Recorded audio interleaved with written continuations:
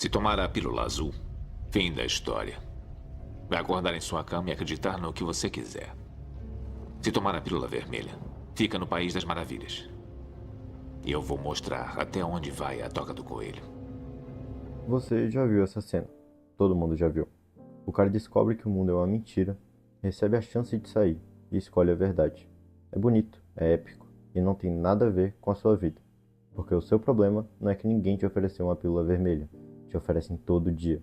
E todo dia você escolhe a azul. Você sabe o que deveria fazer, sabe o que deveria mudar, o que deveria enfrentar. E devia parar de fingir que tá tudo bem. E não faz. Não porque alguém te impede, mas porque a mentira mais eficiente que existe é a que você conta pra si mesmo. Esse vídeo é sobre isso.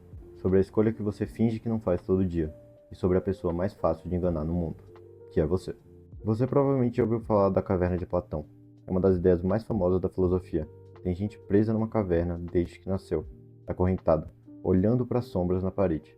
Para eles, aquilo é a verdade. Aí um dia, um deles se solta, sai da caverna, vê o sol, descobre que tudo que ele achava que era real era projeção. Até aqui todo mundo conhece, é a parte bonita. Mas Platão vai mais fundo do que a maioria percebe. Ele não tá só falando de ilusão, tá falando de identidade. Os prisioneiros não só assistem às sombras, eles dão nome para elas, criam categorias, disputam entre si quem entende melhor as sombras, constroem uma vida inteira, uma identidade inteira em cima de algo que não é real. E é por isso que o cara que sai não é recebido como herói, é tratado como uma ameaça. Porque ele não tá só dizendo, olha, tem algo lá fora. Ele tá dizendo, tudo que vocês acham que são, tudo que vocês construíram, é mentira. E isso é insuportável. Quando o prisioneiro sai, a luz machuca, os olhos ardem. A realidade não é revelação gloriosa, é desconforto, é confusão, é querer voltar. Porque a caverna com todas as sombras era familiar, era onde ele sabia quem era. E o show de Truman mostra isso de um jeito que dói. O Truman sente que tem algo errado, sente nos detalhes, no loop, nas coincidências, mas ele não sai. Não por meses, não por anos, não só porque é confortável, mas porque ele construiu uma identidade ali dentro. Ele é o marido, o vizinho, o cara que trabalha naquele escritório. Se ele sai, ele não perde seu conforto, perde quem ele acha que é. Agora pense na sua vida. Quantas coisas você disse sobre si mesmo são verdades, e quantas são sombras na parede que você decidiu chamar de identidade? Eu sou assim, eu não sou bom nisso, eu não consigo aprender isso, eu sempre fui desorganizado, eu não sou o tipo de pessoa que... Você repete essas frases há quanto tempo? 5, 10 anos? Você sequer testou se são verdade, ou só repetiu tantas vezes que colaram? Porque é isso que a caverna faz. Ela não te prende com correntes de ferro, te prende com uma história, uma narrativa que você conta sobre quem você é e do que você é capaz. E essa narrativa vira uma parede, vira sombra, vira a única coisa que você consegue enxergar. A caverna de Platão não é um lugar, é a história que você conta pra si sobre si mesmo. Tá, mas se a gente sabe que a história é falsa, se a gente lá no fundo sabe que tem algo errado, por que não muda? O que segura? Aldous Huxley escreveu sobre isso em 1932, num livro chamado O Admirável Mundo Novo, e o que ele previu é tão preciso que assusta. A maioria das pessoas, quando pensa em controle, pensa em proibição. Alguém vigiando, censurando, decidindo o que você pode saber. A verdade sendo escondida de você à força. Huxley viu isso de uma forma diferente. Ele percebeu que ninguém ia precisar esconder a verdade. A verdade ia continuar lá, acessível, disponível, aberta. Só que ninguém ia se importar, porque ia ter tanta coisa competindo pela sua atenção, tanto prazer fácil, tanta distração imediata, que a verdade ia se afogar. Não censurada, não proibida, ignorada, esquecida, porque ninguém parou o tempo suficiente para olhar para ela. E isso muda completamente quem é o culpado. Se alguém te proíbe de saber a verdade, você é a vítima. Se a verdade está ali e você ignora, você é cúmplice. Olha para sua mão. Esse celular que está aí tem mais informação do que qualquer biblioteca que já existiu na história da humanidade. Não é exagero, você tem acesso a cursos inteiros do MIT de graça, bibliotecas digitais com milhões de livros, tutoriais de qualquer habilidade, programação, idiomas, música, filosofia, finanças, tudo ali, a 2 toques, não paga nada. E o que acontece? Você usa esse mesmo celular, essa máquina com todo o conhecimento humano dentro, para rolar um feed que não te dá nada, para assistir horas de conteúdo que você não vai lembrar amanhã, para ficar alternando entre 3 apps, enquanto a informação que poderia mudar sua vida está a uma aba de distância. Ninguém censurou nada, ninguém proibiu. Você tem 500 abas e não lê nenhuma. A porta está aberta, você só está olhando para outro lado. Mas Huxley vai além, porque o barulho que afoga a verdade não é só a tela. É a TV ligada de fundo, mesmo quando ninguém está assistindo. É o fone de ouvido que entra no segundo que você sai de casa. É a playlist no carro, o rádio no trabalho, o vídeo enquanto come. É nunca, nunca ficar em silêncio. Quando foi a última vez que você ficou sozinho com seus pensamentos? Sem tela, sem áudio, sem nada. A maioria das pessoas não consegue responder isso, porque a maioria evita isso como se fosse perigoso. E é perigoso. O sistema de conforto que você montou é perigoso. Porque quando o barulho para, aparece tudo que você está empurrando. A pergunta é se você está feliz de verdade, se esse emprego faz sentido, se esse relacionamento ainda funciona, se a pessoa que você está sendo é a pessoa que você queria ser aos 20 anos. Sabe aquela ansiedade que aparece do nada? Aquele aperto que surge quando você está parado, sem fazer nada, e de repente chega? Não é do nada. É a voz que você está abafando faz tempo. O pensamento fica esperando uma brecha no barulho. E quando o silêncio abre uma fresta de 2 minutos, ele entra. E o que você faz? Pega o celular, coloca o fone, liga a TV, qualquer coisa para não ter que ouvir. Huxley não estava falando só de entretenimento, estava falando de tudo que você usa para não ter que escutar a si mesmo. O barulho é a versão moderna da sombra na parede, não porque te engana, mas porque te ocupa o suficiente para você não perceber que está sendo enganado. Agora vem a parte que dói de verdade, porque até aqui dá para se esconder, dá para dizer é a sociedade, é o algoritmo, é o sistema, dá para apontar para fora. Byung-Chul Han tira essa desculpa. Han é um filósofo coreano que vive na Alemanha e a tese central dele é essa. A gente mudou de era e nem percebeu. Antigamente o poder funcionava por proibição. Tinha alguém mandando e alguém obedecendo. Era a sociedade disciplinar. Muros, grades, horários, vigilância. O controle vinha de fora. Mas hoje o controle vem de dentro. Han chama isso de sociedade do desempenho.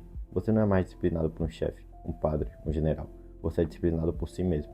Você se cobra, se otimiza, se esgota. E chama isso de ambição. Ninguém te acorrenta. Você se acorrenta. E posta sobre isso no LinkedIn como se fosse virtude. E aqui é onde fica realmente interessante. Porque Han diz que essa autoexploração é mais eficiente que qualquer ditadura. Sabe por quê? Porque quando o opressor é outro, você pode se revoltar, pode odiar ele, pode lutar contra ele. Mas quando o opressor é você mesmo, você se revolta contra quem? Contra você? Aí entra a culpa, a ansiedade, a depressão, não como fraqueza, mas como consequência lógica de um sistema que se transformou em explorador e explorado ao mesmo tempo. E aqui entra um cara que disse tudo isso décadas antes, Jean-Paul Sartre. Sartre é o filósofo que a maioria das pessoas conhecem de nome, mas não entende de verdade. A base do existencialismo dele é uma ideia que parece simples, mas que muda tudo. A existência precede a essência. Isso quer dizer que você não nasce com uma natureza definida. Não existe um eu sou assim e pronto, embutido em você desde o nascimento. Você existe primeiro e só depois, pelas suas escolhas, vai definindo quem é. Isso parece libertador, e é, mas é também a coisa mais aterrorizante que ele já disse. Porque se não existe essência prévia, se você não é nada antes de agir, então tudo que você é agora foi escolhido por você. E a responsabilidade é inteiramente sua. Não é do seu signo, não é da sua criação, não é do seu trauma. As coisas existem, sim, mas Sartre diria, elas são um contexto, não a sentença. O que você faz com elas, isso é sua escolha. E aí entra o conceito de má fé. Para Sartre, é quando você mente para si mesmo sobre a sua própria liberdade, quando você finge que não tem escolha, quando você age como se estivesse preso, mas no fundo sabe que a porta está aberta. Ele dá um exemplo famoso, o garçom. Um garçom que se move de um jeito mecânico, automático, quase teatral, que finge que ser garçom é tudo o que ele é, que seus gestos são pré-determinados, que ele é o papel que desempenha, que não existe nada além daquilo. Sartre olha para isso e diz, ele está fingindo, não para os outros, para si mesmo. Ele esconde a própria liberdade atrás da posição social, porque admitir que é livre significa admitir que pode ser outra coisa, e isso significa admitir que ele é responsável por estar ali. Agora troca o garçom por você. Eu não tenho escolhas, preciso ficar nesse emprego. Tem sim, você escolhe ficar. Pode ter boas razões, mas é a escolha. Eu sou assim, não consigo mudar. Consegue, mas mudar exige assumir que tudo que você foi até agora também foi escolha, e isso é insuportável. Eu queria, mas não tenho tempo. Tem, você só usa ele em coisas que doem menos. Mas Sartre vai mais longe, muito mais longe. Ele diz que cada escolha que você faz é um veredito sobre o seu caráter. Não é só uma decisão isolada, é uma declaração de quem você é. Quando você escolhe não falar a verdade, você está dizendo, eu sou alguém que não fala a verdade. Quando você escolhe ficar onde não quer estar, você está dizendo, eu sou alguém que aceita isso. Toda ação é um autorretrato, e o retrato está sendo pintado agora, com cada coisa que você faz, cada coisa que você deixa de fazer. E sabe o que é mais pesado? Você não é responsável só pelas suas decisões, é responsável pelas suas emoções também. Isso parece absurdo, eu sei, mas pensa comigo, toda vez que você repete um padrão emocional, toda vez que você volta para o mesmo ciclo de ansiedade, de raiva, de carência, você está escolhendo nutrir esse sentimento. Não conscientemente, talvez, mas você tá, porque você já sabe o gatilho, já sabe o que dispara, já sabe o que te coloca naquele lugar, e vai mesmo assim. Ou não sai, o que pra Sartre dá no mesmo. O cara que toda semana reclama do mesmo problema e toda semana faz a mesma coisa. A pessoa que sabe que aquele relacionamento é tóxico e continua alimentando. Quem diz que quer paz, mas procura conflito, não é fraqueza, é escolha disfarçada de hábito. E tem mais, Sartre disse que você não é responsável só por si mesmo. Você é responsável pelo mundo. Toda vez que você aceita seguir um padrão que você sabe que é desprezível, por conveniência, por medo, por preguiça, você está dizendo que aquilo está ok. Está votando a favor. Não tem desculpa. Não tem mais todo mundo faz. Não tem e é assim que funciona. A sua liberdade é imutável e ela cobra. É por isso que é mais fácil ser vítima das circunstâncias do que agente das próprias decisões. Vítima é confortável. Vítima não tem culpa. Vítima pode reclamar sem fazer nada. A gente não. A gente precisa escolher. E depois conviver com o que escolheu. A pessoa mais fácil de enganar no mundo todo é você mesmo. E a mentira mais comum não é uma mentira grande e dramática. É uma mentira pequena, repetida todo dia, que diz eu não posso fazer nada. Sartre chama isso de má fé. Han mostra o sistema que incentiva isso. E os dois, juntos, dizem a mesma coisa. Você não está preso. Você está fingindo que está. Porque ser livre é aterrorizante. Porque se você é livre, não tem para quem apontar. O dedo volta para você. Vamos juntar tudo. A Caverna de Platão não é um lugar, é uma narrativa. São as histórias que você conta sobre quem você é. E repete tantas vezes que esquece que inventou. Eu sou assim. Eu não sirvo para isso. Correntes feitas de palavras. E que seguram tão firme quanto o ferro. O mundo de Huxley não é ficção. É o barulho constante que você mantém ligado para não ter que ouvir a si mesmo. O podcast, a playlist, o feed, a TV de fundo. Tudo que você usa para preencher o silêncio. Porque no silêncio aparecem as perguntas que você está evitando. O sistema de Han não tem vilão. Não tem conspiração. Não tem gente controlando você de longe. Tem você se cobrando, se esgotando e chamando isso de disciplina. Explorando a si mesmo e agradecendo pela oportunidade. E a má-fé de Sartre é a que cola e mantém tudo isso funcionando. É a mentira diária que diz, eu não tenho escolha, quando a verdade é que você tem e ela te apavora. Fugir da Matrix não é o que os filmes mostram, não é um momento épico com trilha sonora e câmera lenta. Não acontece de uma vez.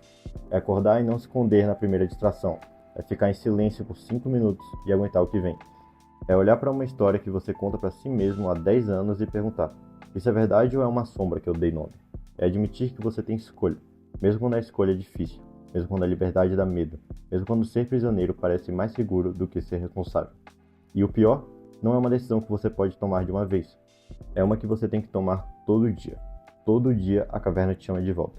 Todo dia o barulho tenta te ocupar. Todo dia uma fé sussurra que você não pode fazer nada. Você sabe disso. Lá no fundo você sabe. Você sabe como fugir. Só não faz.